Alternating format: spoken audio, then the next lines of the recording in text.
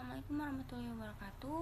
Nama saya Berni Pira Putri, NPM 1903020010.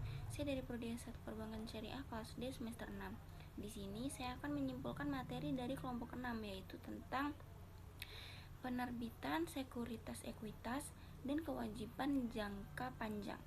Yang A yaitu proses go public. Proses go public sendiri itu merupakan proses penawaran saham atau obligasi kepada masyarakat umum melalui bursa efek pertama kali. Maksud dari pertama kali itu tuh bahwa pihak penerbit pertama kalinya melakukan penjualan saham atau obligasi. Yang B, penerbitan sekuritas ekuitas. Yang pertama yaitu pengertian initial public offering atau IPO. Itu merupakan penjualan pertama saham umum sebuah perusahaan kepada investor umum.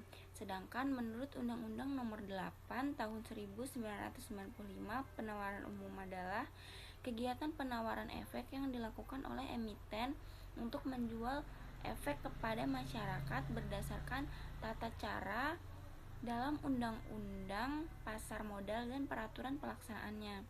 Yang kedua, manfaat penawaran umum. Yang pertama, memperoleh sumber pendanaan baru. Yang kedua yaitu memberikan competitive advantage untuk pengembangan usaha. Yang ketiga, melakukan merger akuisisi perusahaan. Yang keempat, peningkatan kemampuan going concern. Yang kelima, meningkatkan citra perusahaan. Yang keenam, meningkatkan nilai perusahaan.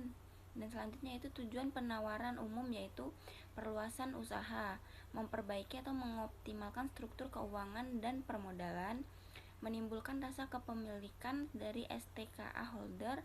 Yang selanjutnya, menjaga kelangsungan usaha dari kemungkinan perpecahan antara founders.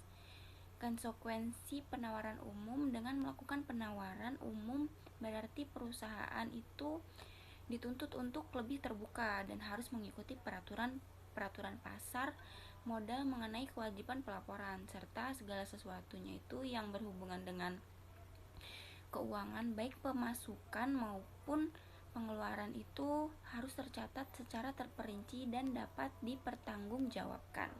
Selanjutnya yaitu secondary public offering atau SPO.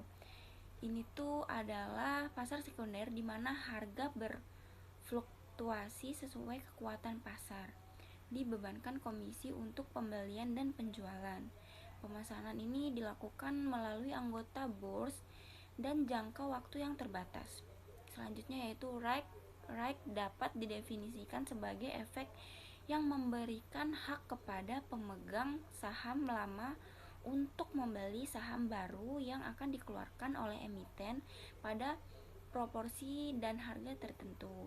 Dampak jika pemegang saham tidak menggunakan preemptive right yaitu yang pertama yaitu dilusi, mengurangi ROI dengan bertambahnya saham beredar, mengecilkan DPS karena harus dibagikan kepada pemegang saham. Dan selanjutnya yaitu waron. Waron adalah hak untuk membeli sebuah saham yang harga yang telah ditetapkan pada waktu yang telah ditetapkan pula. Selanjutnya, kewajiban jangka panjang. Kewajiban jangka panjang adalah kewajiban yang periode pelunasannya itu lebih dari 1 tahun. Protective covenants atau akad obligasi. Akad obligasi adalah bagian dari indentur atau perjanjian yang membatasi tindakan tertentu yang mungkin akan diambil oleh perusahaan selama jangka waktu peminjaman. Protective covenants dibagi menjadi 2, yaitu yang pertama, positive covenants adalah jenis janji denda dilarang. Salah satu contohnya umumnya yaitu perusahaan tidak dapat menjamin asetnya kepada pemberi pinjaman lainnya. Yang kedua, negative covenants adalah jenis perjanjian denda. Janji ini menyebutkan satu tindakan yang oleh perusahaan itu disetujui untuk diambil atau suatu persyaratan yang harus dipatuhi oleh perusahaan. Contohnya yaitu perusahaan harus menjaga modal kerjanya pada atau di atas tingkat minimum yang telah ditentukan. Singkong fund atau dana pelunasan merupakan obligasi yang dapat dilunasi saat jatuh tempo, di mana saat itu pemegang obligasi akan menerima nilai nominal atau yang dinyatakan dari obligasi. Call provision atau opsi tarik merupakan hak perusahaan sebagai penerbit untuk menebus obligasinya sebelum waktu jatuh temponya. Selanjutnya, bond refunding atau mengganti obligasi lama dengan obligasi yang baru. Maksudnya itu menggantikan seluruh sebagian bonds atau obligasi yang diterbitkan. Selanjutnya, indeks harga saham adalah ukuran statistik yang mencerminkan keseluruhan pergerakan harga atas sekumpulan saham yang dipilih berdasarkan kriteria dan metodologi tertentu serta dievaluasi secara berkala.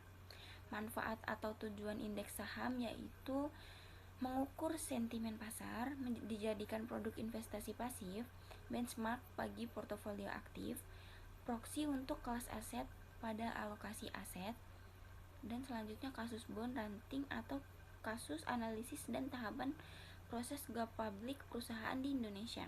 Secara umum, kasus ini tuh dapat diartikan sebagai kondisi atau keadaan yang berhubungan dengan suatu tingkat pengukuran kualitas dan keamanan sebuah obligasi yang diterbitkan didasarkan pada kondisi finansial dari bond issuer.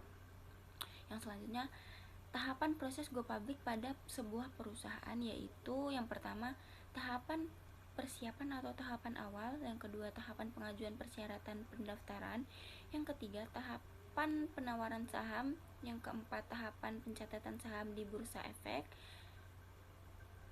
Dan sekian yang dapat saya sampaikan. Apabila terdapat kesalahan saya mohon maaf. Saya akhiri, wabillahi taufiq walhidayah. Wassalamualaikum warahmatullahi wabarakatuh.